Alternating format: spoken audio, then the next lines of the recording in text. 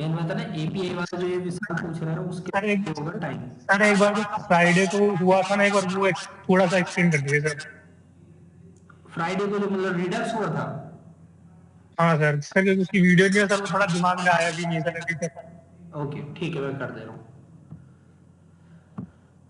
सुनो।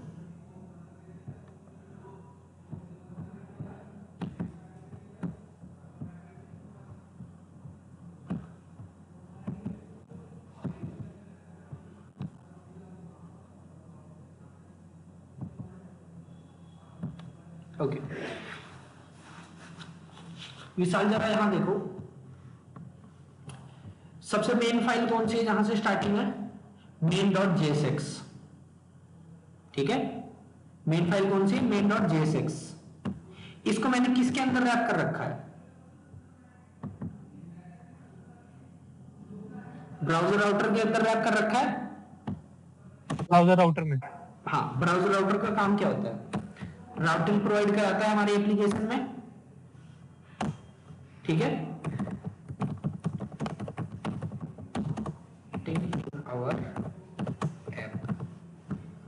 फिर उसके बाद ब्राउजर राउटर से इसलिए रैप किया ताकि हमारी पूरी एप्लीकेशन में राउटिंग प्रोवाइड हो सके।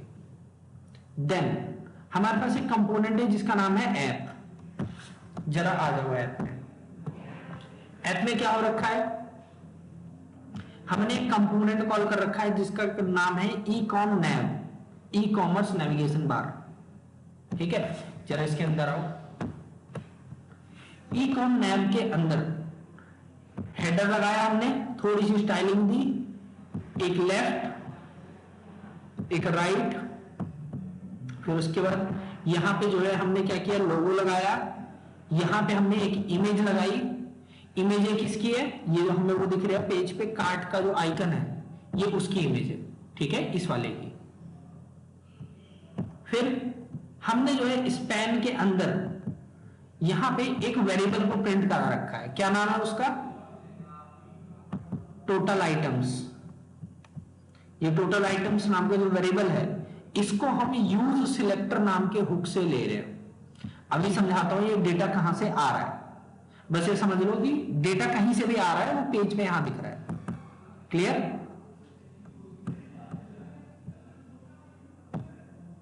फिर हमने यहां पे राउटिंग सेटअप की है।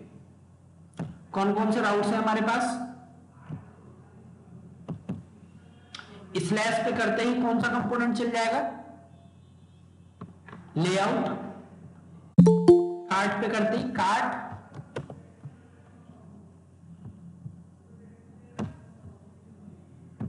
ठीक है, स्लैश कार्ट पे करते ही कार्ट कंपोनेंट, प्रोडक्ट्स पे करते ही मेन कंटेनर।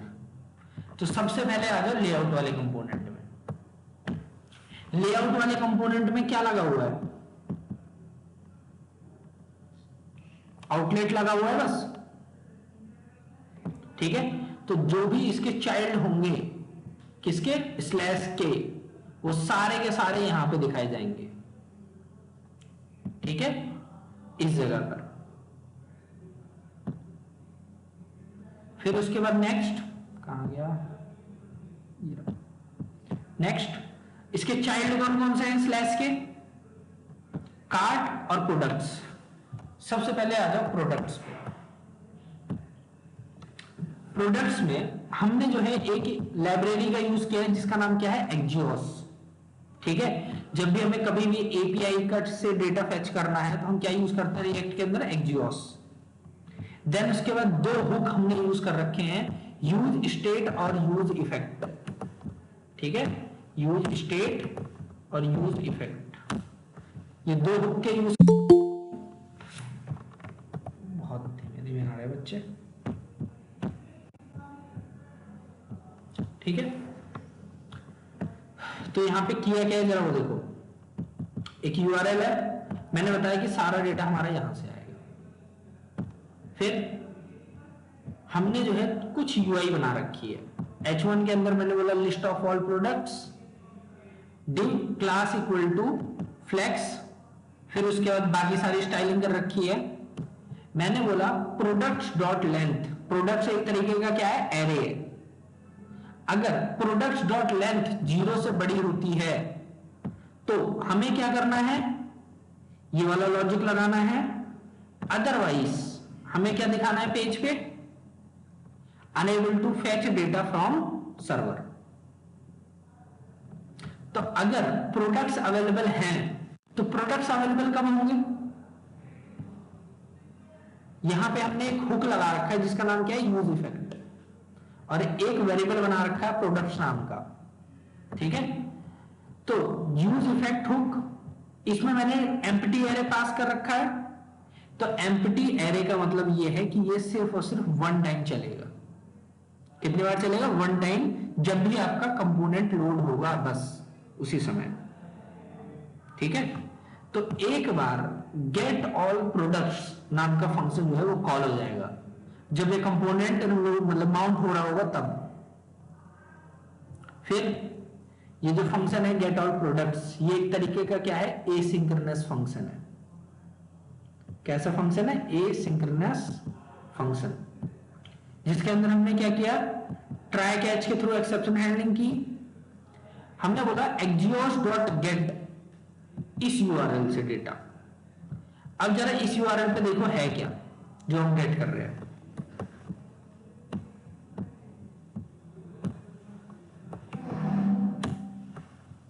देखना क्या डेटा पड़ा है इसके अंदर इस यूआरएल पे।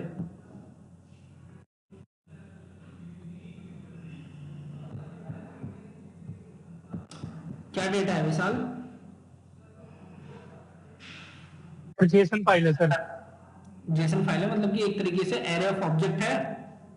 एरे ऑफ ऑब्जेक्ट, तो एरे ऑफ ऑब्जेक्ट है।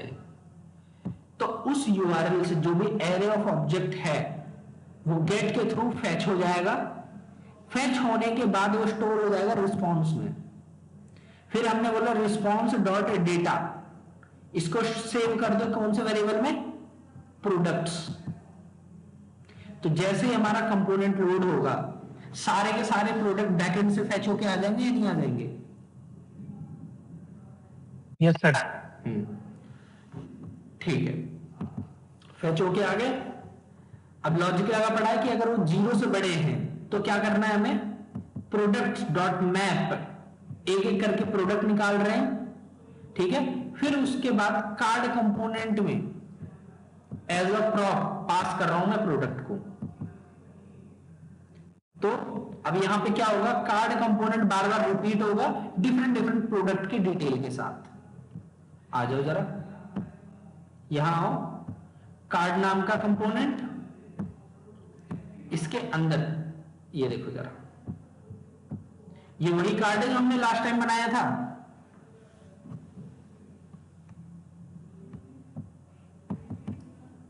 यहां पे इसका कार्ड, क्लास नेम, उसकी बॉडी, बॉडी के अंदर एक इमेज आएगी। फिर इमेज के बाद यहां पे क्या है, टाइटल, आईडी टाइटल, फिर उसके बाद सब स्ट्रिंग लगा रखा है हमने। ठीक है, देन उसके बाद जो है क्या कहते हैं उसका प्राइस, रेटिंग, एक्शन बटन कौन कौन से हैं, 2 एक्शन बटन है, ऐड टू कार्ट और बाय नाउ। तो अभी सिर्फ हमें यूआई पे ध्यान देना है। तो एक एक करके जो भी प्रोडक्ट की डिटेल है क्या वो कार्ड में आ जाएगी या नहीं आ जाएगी? Yes sir. और ये जो है ये क्या है, और ऑपरेटर है।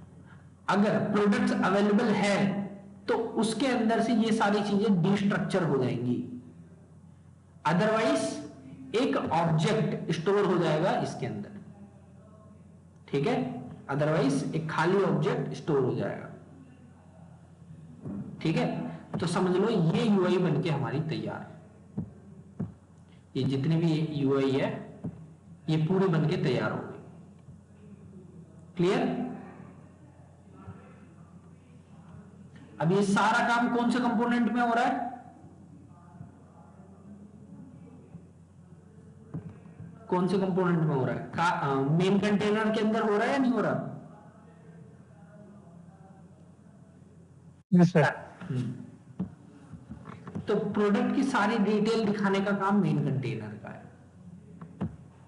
अब एक कंपोनेंट और है जिसका नाम क्या है, कार्ट।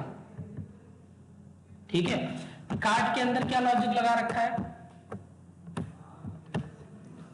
कार्ट के अंदर भी हमने सेम, जैसे हमने ऑल प्रोडक्ट डिटेल्स लिखी थी, यहां पे लिखा है कार्ट प्रोडक्ट्स। फिर प्रोडक्ट्स को हमने फेच किया, लेट करो कहीं से भी फेच किया अभी के लिए। फिर हमने बोला कि अगर लेंथ 0 से बड़ी है तो एक एक करके कार्ड के फॉर्म में दिखा दो, अदरवाइज कोई भी प्रोडक्ट नहीं है कार्ड में। क्लियर?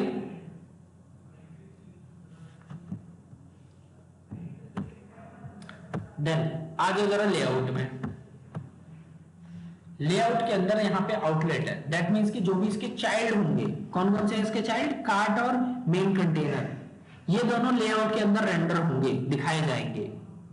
और ई कॉम नेव ये हमेशा क्या है, फिक्स। तो किसी भी कंपोनेंट में चले जाओ, ई कॉम नेव हमेशा क्या होगा, फिक्स होगा। क्लियर? तो ये जो नेव बार है ये फिक्स है। सर ये जो नेव बार था सर, हाँ। ये सर हमने रिपल यूआई से बनाया है? नहीं, खुद से बनाया है। तो बताया नहीं है कि सिर्फ सीएसएस से भी मैंने बना के दिखाया था एक बार नेव बार। हाँ यस सर। तो वही बनाया, एग्जैक्ट वही है। मैंने वो बनाया नहीं था, क्लासेस के नाम तक सेम रखे हुए, देखो लेफ्ट राइट, डिस्प्ले फ्लेक्स लगा दिया, फ्लेक्स से दोनों एक लाइन में आ गए, लेफ्ट राइट दोनों, और दो कंपोनेंट के बीच में क्या लगा दिया, जस्टिफाई बिटवीन। तो जस्टिफाई बिटवीन मतलब जस्टिफाई कंटेंट, सॉरी स्पेस, वो है क्या बोल रहे हैं, जस्टिफाई कंटेंट स्पेस बिटवीन है इसमें। ठीक है, ये दिख रहा है। ये कौन सी क्लास है, टेलविंड की क्लास है। टेलविंड क्लास है सर। तो जो काम मैंने सीएसएस से किया था वही सेम चीज मैंने टेलविंड से कर दी। आइटम सेंटर, एक्स एक्सिस पे हमने जो है मार्जिन लेफ्ट और राइट दोनों 40-40 पिक्सल दिए, बैकग्राउंड कलर ब्लैक दिया है। तो हमने ये चीज खुद से बनाई है। Clear? Yes sir. Then next, अब हमें क्या करना है, जो हमारी एप्लीकेशन है, लेट करो ये जो प्रोडक्ट आ रहे हैं, मैं चाहता हूं जैसे इस बटन पे क्लिक करूं ये मेरे कार्ट में ऐड हो जाए। देखो ऐड हो रहा है, नहीं हो रहा,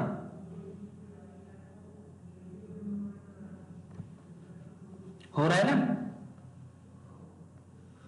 यस सर। अब एक बात बताओ, क्या ये नेव बार का चाइल्ड है? ये नहीं है, तो कंटेक्स्ट तो यूज कर ही नहीं सकते। हम जो यूज कंटेक्स्ट हुक यूज कर रहे थे डेटा भेजने के लिए पेरेंट टू चाइल्ड में, हम वो यूज नहीं कर सकते। तो यहां पे हमने क्या यूज किया, रिडक्स। जब भी आपको ग्लोबली अपनी एप्लीकेशन के अंदर कोई भी स्टेट, कोई भी डेटा मेंटेन करना होगा तो हम क्या यूज करते हैं, रिडक्स। क्लियर? तो रिडक्स को सेटअप कैसे करते हैं जरा आओ।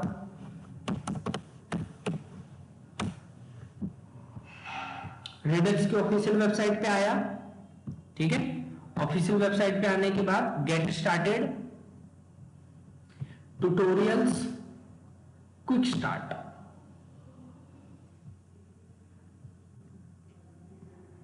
सबसे पहली चीज हमें क्या क्या इंस्टॉल करना पड़ेगा रिडक्स यूज करने के लिए, @redux.js टूलकिट और रिएक्ट रिडक्स, ये दोनों इंस्टॉल करना पड़ेगा। हमने क्या कर लिया, इंस्टॉल कर लिया दोनों को। पैकेज.json में आओ, ये दो लाइब्रेरी दिख रही है,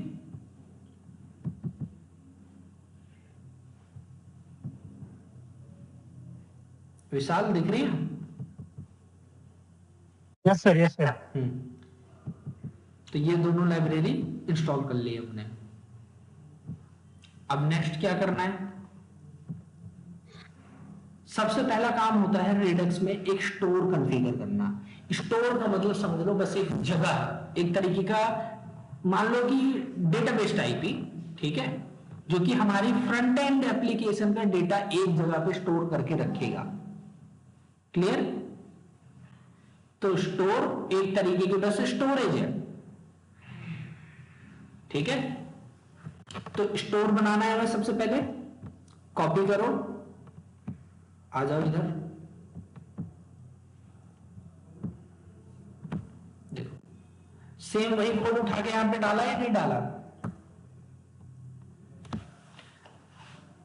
एक्सपोर्ट डिफॉल्ट कॉन्फ़िगर स्टोर, फिर उसके बाद इंपोर्ट किया है कॉन्फ़िगर स्टोर को Redux.js टूलकिट से। यहां पे 2 लाइन एक्स्ट्रा है बस, एक ये वाली लाइन और एक ये वाली लाइन। ठीक है, इस पे भी आते हैं कि क्या किया है। अब जो स्टोर है, स्टोर को हमें प्रोवाइड कराना पड़ेगा पूरी एप्लीकेशन में। तो Redux क्या बोल रहा है कि हमें कौन सा टैग यूज करना पड़ेगा? प्रोवाइडर। प्रोवाइडर जो है प्रोवाइड करेगा, ठीक है। क्या प्रोवाइड करेगा? स्टोर को। किसको प्रोवाइड करेगा? ऐप को। तो मैं अपनी एप्लीकेशन में आया, मैंने यहां पे main.jsx के अंदर ये देखो प्रोवाइडर लगा दिया या नहीं लगाया? लगा दिया। और स्टोर क्या है? स्टोर आ कहां से रहा है देखना, डॉट मतलब सेम फोल्डर के अंदर, Redux नाम के फोल्डर के अंदर से फाइल का नाम store.js, ठीक है। इस स्टोर से ये उठ के आया है और फिर हमने उसको यहां पे प्रोवाइड करा दिया। अब ये जो ऐप है जो प्रोवाइडर के अंदर है, ये अब इस स्टोर को कंज्यूम करेगा। क्लियर?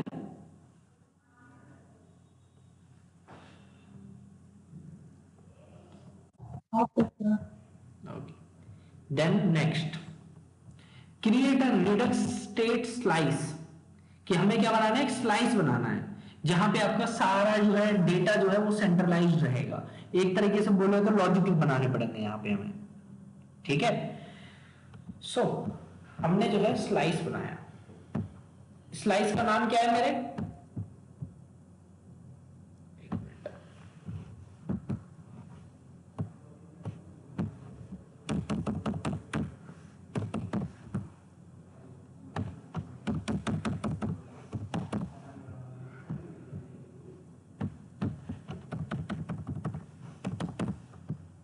मेरे स्लाइस का नाम है कार्ट स्लाइस। क्या नाम है? Cart slice. यहां पे स्लाइस का नाम क्या है? Counter slice. ये काउंटर वाला जो है लॉजिक चला रहा है, इंक्रीमेंट और डिक्रीमेंट वाला, ठीक है। एक वेरिएबल बना के उसी पे इंक्रीमेंट कर रहे हैं, उसी पे डिक्रीमेंट कर रहे हैं, ठीक है। लेकिन हमें लॉजिक अलग चाहिए था, तो हमने ये लॉजिक हटाया है, ये वाला increment, increment bye amount, decrement और ये बस इतने 3 ही है, ये तीनों हटा दिए हमने। हमने खुद के रिड्यूसर्स बनाए हैं। रिड्यूसर्स का मतलब क्या है? फंक्शन। रिड्यूसर का मतलब क्या है? फंक्शन, जिसके अंदर हम अपने लॉजिक लिखेंगे, ठीक है। कितने रिड्यूसर हमने बनाए? 2, ठीक है। जो रिड्यूसर है यहां पे, एक मिनट,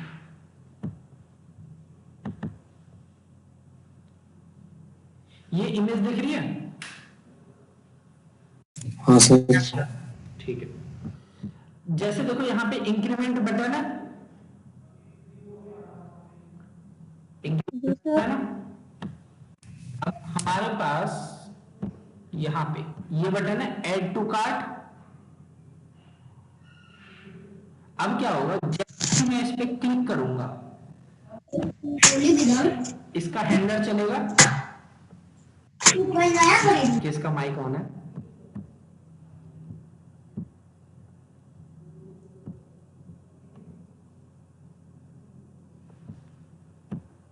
देखो क्लिक करते ही सबसे पहली बात इसका हैंडलर चलेगा। हैंडलर जो है क्या करेगा? एक इवेंट डिस्पैच करेगा। क्या डिस्पैच करेगा? एक इवेंट। कि डिस्पैच मतलब भेजना, तो ये क्या करेगा? डिस्पैच करेगा इवेंट, ठीक है। लेकिन इवेंट के साथ साथ हम क्या डिस्पैच करेंगे? डेटा भी। और यहां पर Redux की लैंग्वेज में इवेंट को हम क्या बोलते हैं? एक्शन। क्या बोलते हैं हम? एक्शन। कि हम डिस्पैच करेंगे एक एक्शन प्लस पेलोड, हम क्या वो करेंगे, सेंड एक्शन प्लस पेलोड, ठीक है। तो एक्शन मतलब कि इवेंट ही होता है, तो इवेंट प्लस पेलोड हम भेजेंगे। पेलोड मतलब डेटा। तो अगर कोई भी आदमी इस कार्ट पे क्लिक करेगा, ऐड टू प्रोडक्ट, सॉरी इस प्रोडक्ट पे क्लिक करेगा ऐड टू कार्ट पे, तो क्या होना चाहिए, लॉजिक क्या होना चाहिए बताना। सर एक एक यही इंक्रीमेंट बताओ, होता रहता है। नहीं नहीं लॉजिक छोड़ो, यही बताओ कि होना क्या चाहिए। जैसे कोई ऐड टू कार्ट कार्ट पे क्लिक करता है तो क्या वो कार्ट में ऐड होता है नहीं होता, यस होता है सर। सर। होता है, ठीक है। तो इसका मतलब ये है कि जिस प्रोडक्ट पे क्लिक किया है वही प्रोडक्ट तो कार्ट पे ऐड होगा, तो उस प्रोडक्ट की डिटेल हमें भेजनी पड़ेगी बैकएंड में या नहीं भेजनी पड़ेगी, भेजनी पड़ती है ना। Yes sir. अब मेरे पास बैकएंड तो है नहीं, और मेन बात है हम यूआई के अंदर डेटा सारा मेंटेन कर रहे हैं रिडक्स के थ्रू, ठीक है, यूआई के सारा डेटा मेंटेन कर रहे हैं। तो इसीलिए मेरे को ये जो प्रोडक्ट है ये भेजना पड़ेगा रिडक्स के पास। तो रिडक्स क्या करेगा, हमारी एप्लीकेशन में ब्रॉडली उस डेटा को स्टोर करेगा, ठीक है।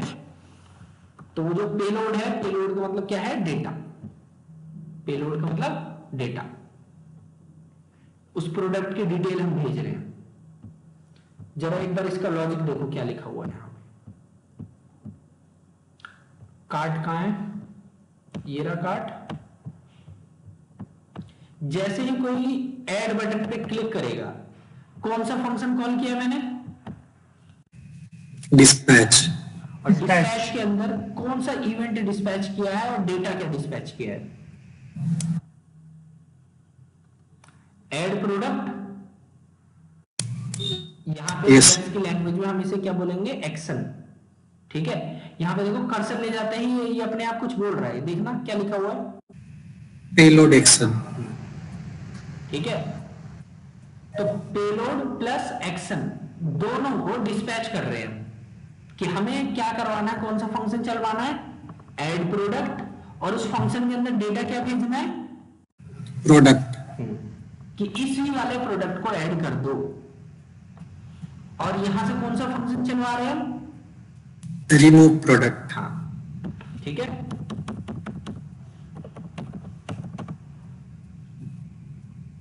अभी के लिए मैसेज ये रहने दो, ये रिमूव के लिए किया था, ठीक है। फिर ये दोनों फंक्शन आ कहां से रहे हैं, कहां से आ रहे हैं दोनों फंक्शन, कार्ट स्लाइस से। एम स्लाइस से, ठीक है। और डिस्पैच कहां से आ रहा है, यूज डिस्पैच हुक से आ रहा है, रिएक्ट रिडक्स से।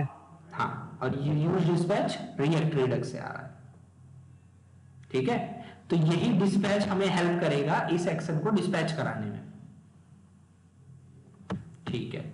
चलो अब इस एक्शन को हम क्या कर देंगे, डिस्पैच करवा देंगे कि कोई भी ऐड टू कार्ट पे क्लिक करे तो प्रोडक्ट कार्ट में ऐड होगा, कार्ट में, ठीक है, और इस पे क्लिक करेगा बाय नाउ पे तो रिमूव होगा। अब आ जाओ जरा कार्ट स्लाइस में, वहां से जो भी डेटा आया होगा, ठीक है, वो किसके अंदर आया होगा, एक्शन के अंदर, किसके अंदर आया होगा, एक्शन के अंदर, ठीक है। और स्टेट का मतलब जो ये मेंटेन कर रहा है, ये स्लाइस मेंटेन कर रहा है पूरी एप्लीकेशन के अकॉर्डिंग। तो बाय डिफॉल्ट कार्ट के अंदर क्या डेटा पड़ा है,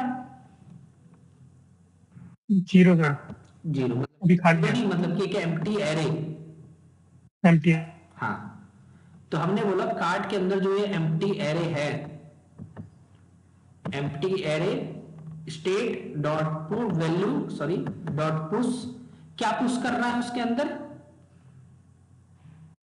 एक्शन पेलोड। हाँ, एक्शन डॉट पेलोड। तो इसका मतलब है ये जो एम्प्टी एरे है इसके अंदर पेलोड पुश हो चुका है, पेलोड मतलब वो प्रोडक्ट। अब जरा देखो, अगर मैंने लेट करो ये रिंग सिलेक्ट की, ऐड टू कार्ट, यहां पे 1 आ चुका है कि नहीं आ चुका है, यस सर। एक काम करो, कंट्रोल शिफ्ट आई, मेरे पास एक जो है रिएक्ट का टूल है,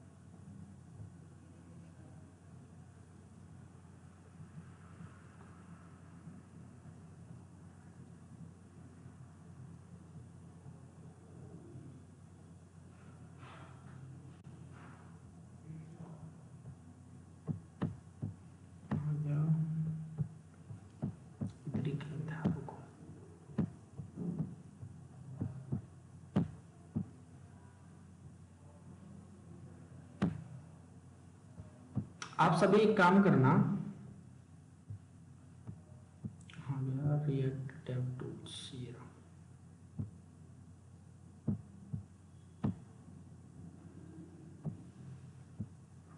एक बार जरा इसे देखो, ये है रिएक्ट डेवलपर टूल्स। जब भी रिएक्ट में आपको कोई भी चीज इंस्पेक्ट करनी हो, ठीक है, कोई भी चीज देखनी हो, तो हम इसका यूज करते हैं। ये एक तरीके से टेस्टिंग में काम आता है, ठीक है।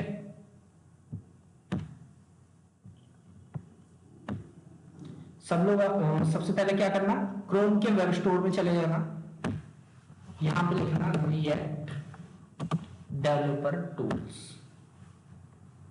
ठीक है। ऐड एक्सटेंशन, ये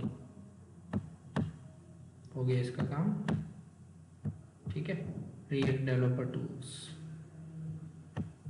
चलो यहां हो,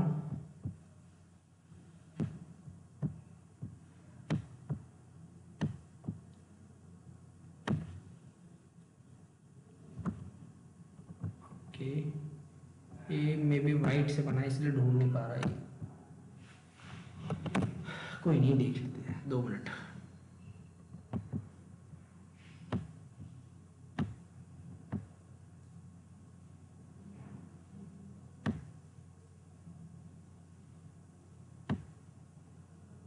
लोडिंग रिएक्ट एलिमेंट ट्री, थोड़ा सा टाइम लगाएगा।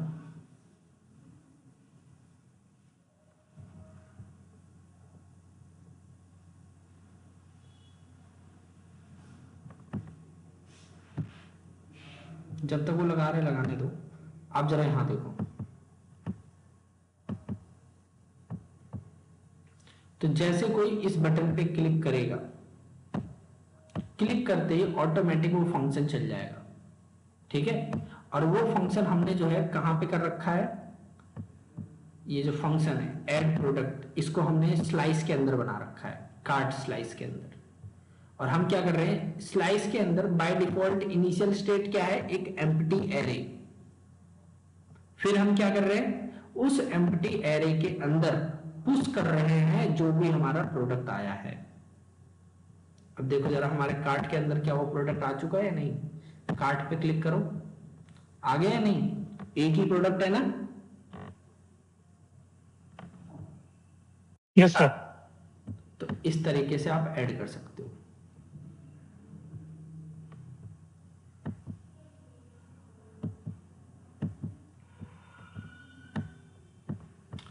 अब चलो ऐड हो गया, रिमूव करने के लिए क्या लॉजिक होगा, एरे में से अगर आपको कोई प्रोडक्ट रिमूव करना है, क्या लॉजिक लगाओगे? एरे के अंदर एक मेथड था फिल्टर। Yes sir.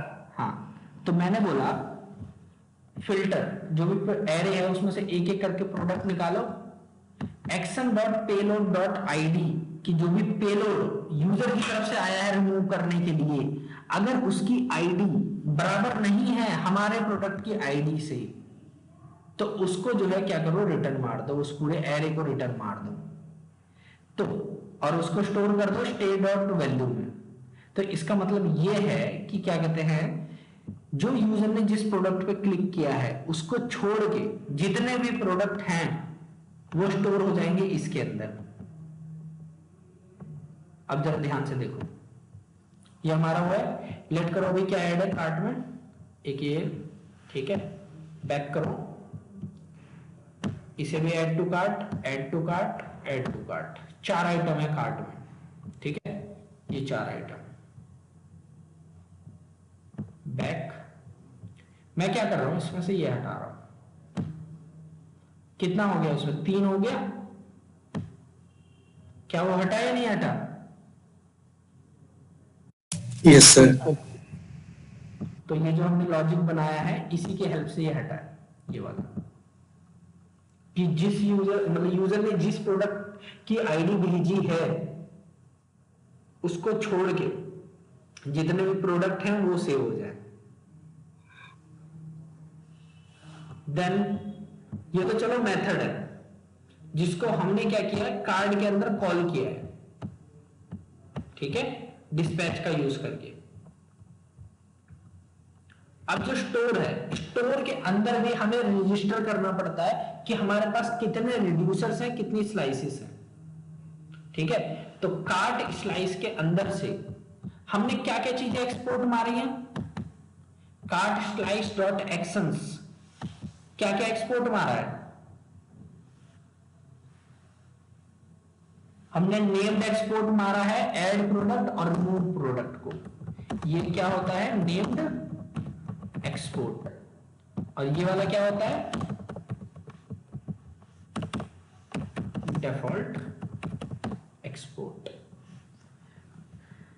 तो हमने ये 2 चीज यहां से एक्सपोर्ट मारी। एक्सपोर्ट का मतलब बाहर भेज दिया। तो जैसे कोई नेम्ड एक्सपोर्ट से इन दोनों को बुलाएगा ये मिल जाएगा, और अगर कोई डिफॉल्ट से बुलाएगा तो उसे क्या मिलेगा, ये रिड्यूसर मिलेगा। जो कार्ट स्लाइस है इसके अंदर जो भी रिड्यूसर है वो मिल जाएगा।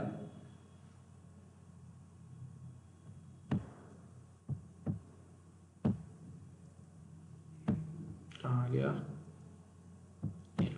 ठीक है। हाँ, तो कार्ट स्लाइस से क्या हमने नेम्ड एक्सपोर्ट किया है या डिफॉल्ट एक्सपोर्ट?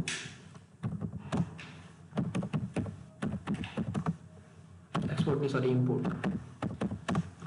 हमने डिफॉल्ट इंपोर्ट किया है, तो वहां से डिफॉल्ट में क्या एक्सपोर्ट किया गया था, रिड्यूसर एक्सपोर्ट किया गया था।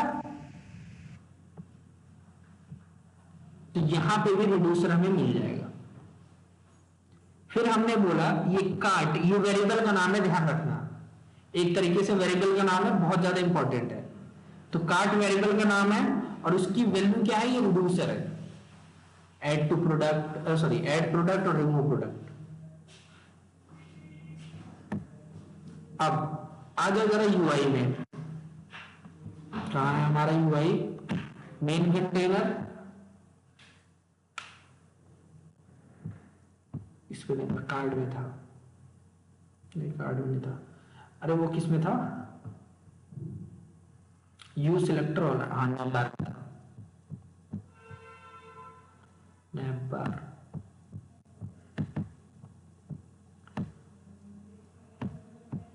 जरा देखना, हमने एक हुक का यूज किया है जिसका नाम क्या है, यूज सिलेक्टर। हुक का नाम क्या है, यूज सिलेक्टर। जब भी रिडक्स के अंदर से कोई भी डेटा निकालना होता है तो हम यूज सिलेक्टर हुक का यूज करते हैं, जिसके अंदर हमने बोला कि स्टेट डॉट कार्ट, ठीक है, कि हम किसकी वैल्यू निकाल रहे हैं, कार्ट की। नाम इसलिए मैंने बोला था ध्यान से देखना, ठीक है। तो कार्ट डॉट वैल्यू, कार्ट के अंदर वैल्यू क्या है, वो एरे था या नहीं था, वही एरे था ना कार्ट के अंदर।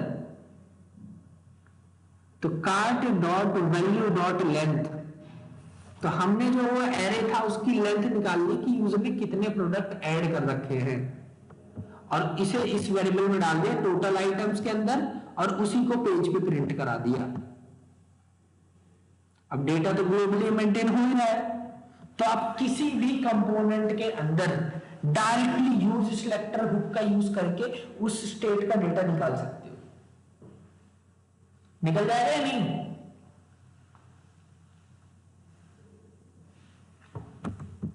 सर यस सर, हो जाएगा। अब हमें क्या करना है, एक चीज और यूज की थी मैंने शायद कहीं,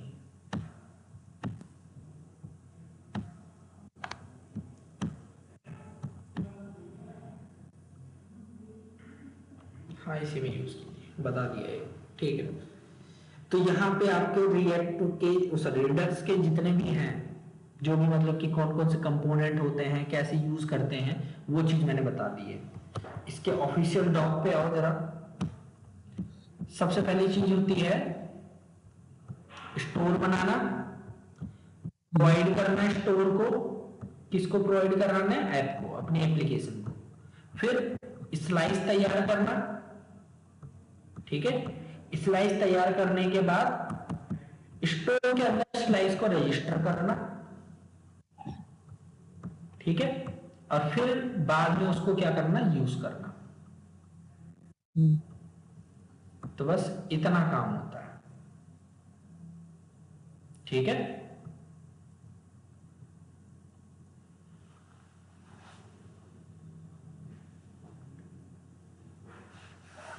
तो बस इतनी चीजों को ध्यान रखना।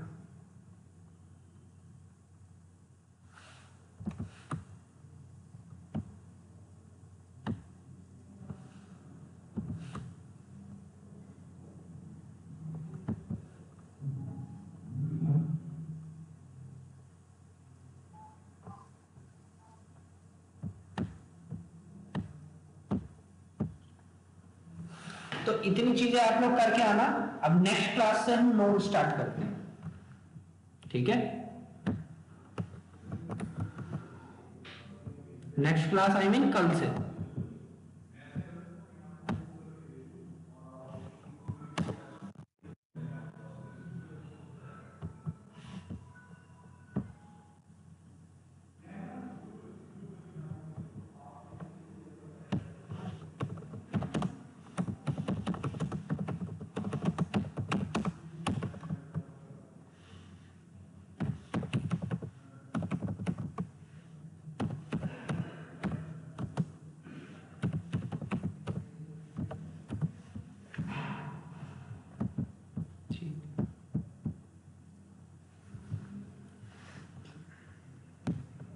तो इतना काम आप लोग करके आओ, मैं ये प्रोजेक्ट आपको पूरा दे दे रहा हूं। और हाँ, सर्वर कैसे चलाना है, जो एपीआई वाला सर्वर है, एक फोल्डर बना रखा है जिसके अंदर products.json के अंदर ये सारा काम है, एरे ऑफ ऑब्जेक्ट रखा हुआ है। और इसको चलाने के लिए हम क्या यूज करते हैं, आ गया मेन, ठीक है।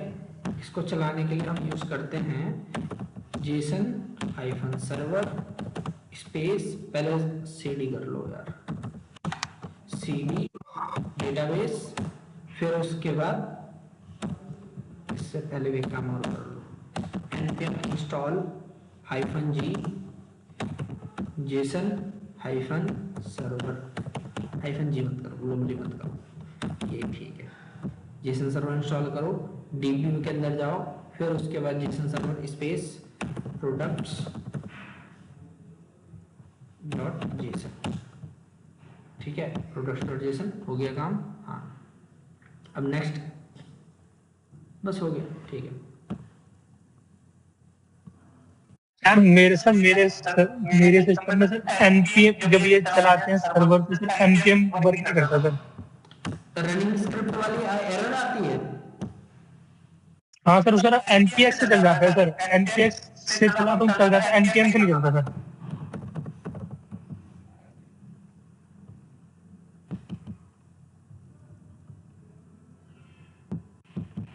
ये चीज डाल के देखी थी आपने? सर ये वाला तो, सर ये तो हो गया था सर, ये वाला तो हो गया था सर, ये तो सर उसमें रिएक्ट में नहीं चल रहा था सर ये वाला।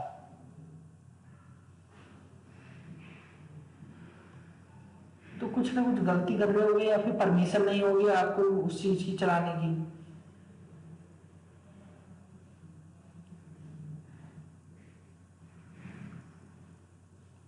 चलो एक बार देखिएगा, बट आपकी मेजर जो एप्लीकेशन है वो बस यही है। ठीक है, ओके सर। तो ये विंडोज आपको यूज करना है पूरा।